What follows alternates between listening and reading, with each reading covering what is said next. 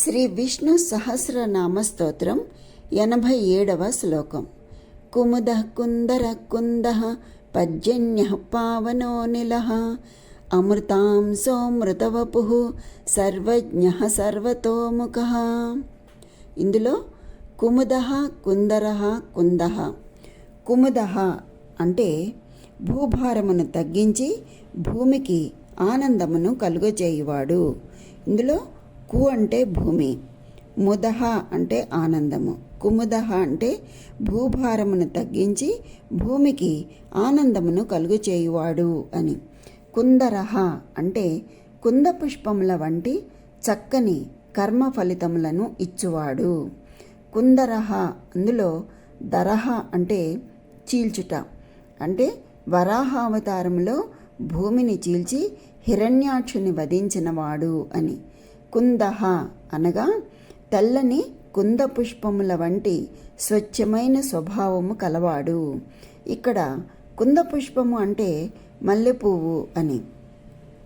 కుందహాలో కుం plus దహ అంటే పరశురామావతారమున భూమిని కశ్యప ప్రజాపతికి దానము ఇచ్చినవాడు అని.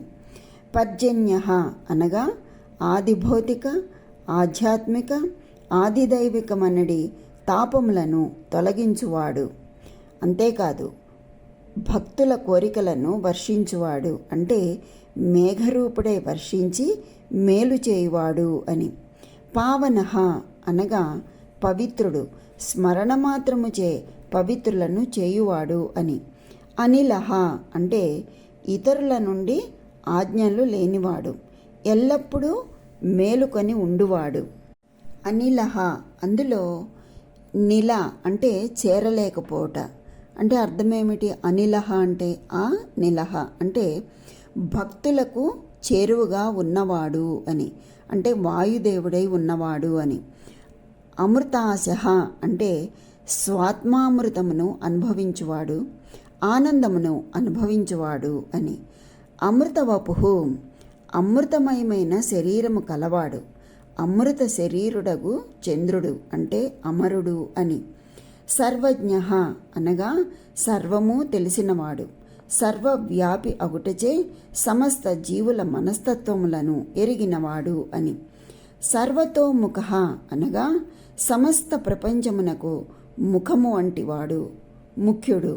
అంతేకాదు సమస్తమును ఏకకాలమున చూడగలిగినవాడు, అనగా సర్వ ప్రదేశములలోనూ తన చక్షువులు కలవాడు అని.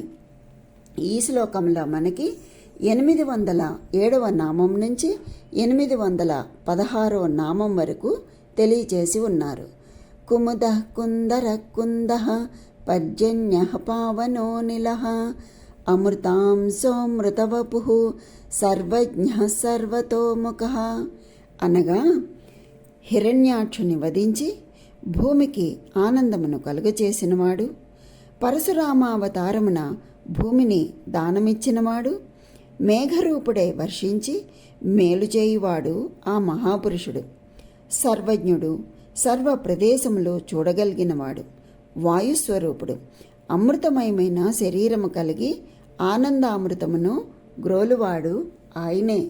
అట్టి పరమాత్మనకు ప్రణామములు అని. స్వస్తి.